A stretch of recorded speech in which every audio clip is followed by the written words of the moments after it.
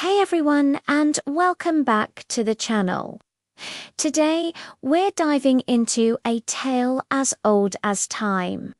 A story that reminds us that even in the darkest moments, a little bit of magic and a whole lot of kindness can change everything. That's right, we're talking about Cinderella. Grab your imaginary glass slippers and let's get into it. Once upon a time, in a cozy little village, lived a sweet and gentle girl named Ella. Her life was filled with laughter and love, especially with her kind-hearted parents. But sadly, this happiness was not to last forever. First, her dear mother passed away, leaving Ella and her father heartbroken. To ensure Ella wasn't alone, her father remarried, bringing into their home a woman and her two daughters, Anastasia and Rosella. Now, at first, things seemed okay, but soon after, Ella's father also fell ill and passed away. With him gone, the stepmother's true nature revealed itself. She was cruel, selfish, and incredibly jealous of Ella's beauty and kindness. Ella's life quickly turned from one of joy to one of endless chores and hardship. Her stepmother and stepsisters, who were just as mean and vain as their mother, forced Ella to do all the housework. From dawn till dusk, she scrubbed floors, washed clothes, cooked meals, and waited on them hand and foot. They dressed her in rags, denied her proper food, and even made her sleep by the fireplace for warmth, covering her in cinders. That's how she got her new, cruel nickname, Cinderella. Despite all this cruelty, Cinderella never lost her gentle spirit or her hopeful heart. She found solace in her animal friends, the mice, the birds, who were always there to lend an ear and a paw or a wing. They were her only companions, her silent cheerleaders in a world that seemed determined to break her. Meanwhile, in the grand palace, the benevolent king was growing concerned. His beloved son, the prince, was reaching the age where he should find a wife and continue the royal line. The prince, however, was a bit restless and uninterested in traditional courtly life. So the king decided to throw a magnificent royal ball, inviting every eligible maiden in the kingdom, hoping his son would find his true love there. The news of the ball spread like wildfire throughout the kingdom and soon reached Cinderella's humble home. Anastasia and Rosella were ecstatic. They spent days dreaming of dazzling the prince, demanding new dresses, and countless hours from Cinderella to prepare their outfits. Cinderella, though she knew it was a foolish dream, couldn't help but feel a flicker of hope. She longed just for one night, to feel beautiful, to dance, to forget her dreary life. When she timidly asked her stepmother if she could attend the ball, her stepmother, with a wicked smile, set a seemingly impossible task. If you can finish all your chores and find something suitable to wear, then perhaps, she sneered, knowing full well Cinderella had nothing but rags and no time. But Cinderella, with the help of her loyal animal friends, worked tirelessly, and they even secretly mended and decorated one of her old dresses, making it beautiful.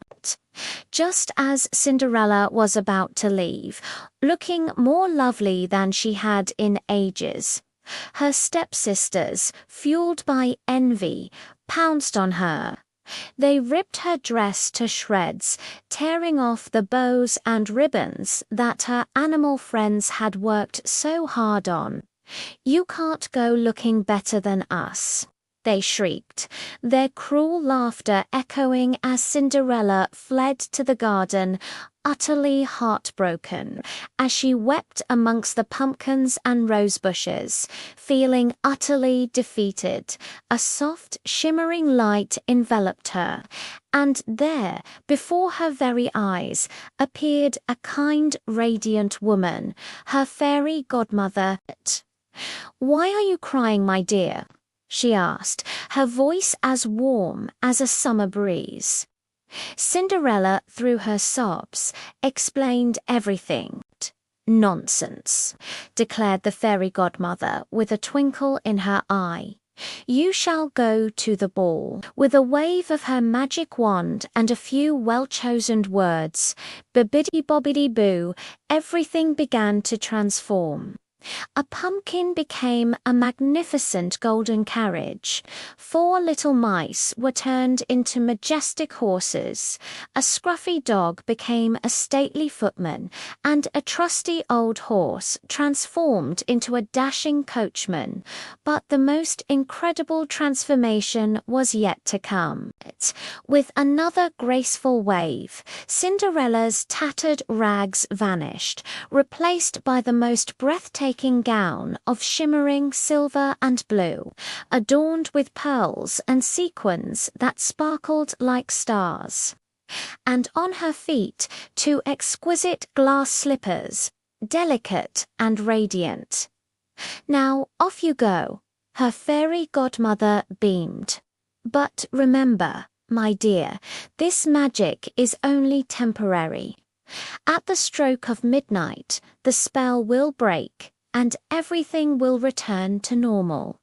So make sure you're home before the last chime."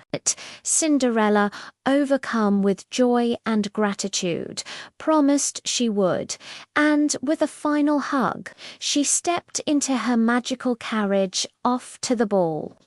When Cinderella arrived at the palace, her entrance caused an immediate stir.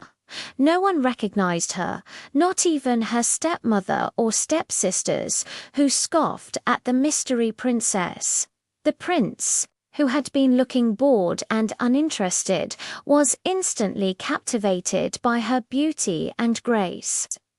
He walked straight to her, offered his hand, and they danced the night away. Cinderella had never felt so happy, so free. She laughed, she twirled, she forgot all about her miserable life. The prince was charming, kind, and truly enchanted by her. They talked for hours, oblivious to anyone else in the grand ballroom. Cinderella was so lost in the moment that she almost forgot her fairy godmother's warning. Suddenly, the clock began to strike midnight.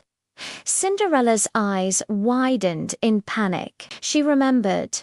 "I must go," she cried, pulling away from the bewildered prince. She rushed down the grand staircase, the magical gown flowing behind her. The prince, utterly smitten, called after her, "Wait, please. I don't even know your name." But Cinderella couldn't stop. As she raced down the last steps, one of her delicate glass slippers slipped off her foot and was left behind on the staircase. She didn't dare stop to retrieve it. Her only thought was to escape before the magic completely faded. She burst out of the palace, leapt into her carriage, and just as the final chime of midnight echoed, the magic began to unravel. The horses became mice, the coachman a horse, the carriage a pumpkin, and her beautiful gown turned back into rags. Only one glass slipper remained, still sparkling on her foot, a tangible reminder of the magical night. She arrived back home, heartbroken but also incredibly happy, clutching the single glass slipper. Back at the palace, the prince was devastated. The mystery girl was gone, leaving behind only a single glass slipper, but he was determined. He vowed he would find her, his true love. He announced that he would search the entire kingdom, and the maiden whose foot fit the glass slipper would be his bride. The Grand Duke was sent out, carrying the precious glass slipper, visiting every house, every maiden. When he finally arrived at Cinderella's home, Anastasia and Drizella were beside themselves with excitement. They tried everything, squeezing, pushing, even trying to chop off parts of their feet, but the slipper simply wouldn't fit. It was far too small and delicate. Just as the Grand Duke was about to leave, Cinderella's stepmother tried to send him away, claiming there were no other maidens in the house. But the Grand Duke, having heard a whisper from a brave little mouse, insisted, "Are you sure, madame? My orders are to try the slipper on very maiden." Cinderella timidly stepped forward from her hiding place. Her stepmother was furious. "Don't be ridiculous. She's just a scullery maid," she shrieked. But the Grand Duke, intrigued by Cinderella's gentle demeanor, insisted she try, and as Cinderella carefully slipped her foot into the glass slipper, it fit perfectly, as if it had been made just for her. The stepmother and stepsisters gasped in disbelief.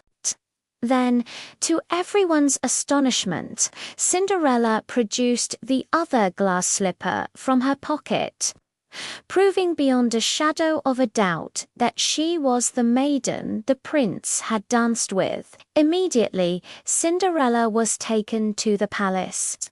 When the prince saw her, dressed once again in her beautiful gown, magically restored by the fairy godmother for her reunion, because happily ever afters need good outfits, he knew instantly it was her. His heart soared. He had found his true love. And so Cinderella and the prince were married in a magnificent ceremony, and they lived happily ever after. Cinderella, now a kind and beloved princess, never forgot her animal friends or the lessons she learned from her difficult past. She ruled with kindness, grace, and compassion, always remembering that even when life is tough, a little bit of magic, a kind heart, and true courage can truly change your destiny. What a beautiful story, right? It just goes to show that no matter what challenges you face, never give up on your dreams and always hold on to your kindness. It makes a difference. If you loved this tale, give this video a big thumbs up, share it with your friends, and don't forget to hit that subscribe button and ring the notification bell so you don't miss our next story time. Thanks for watching, and I'll see you next time.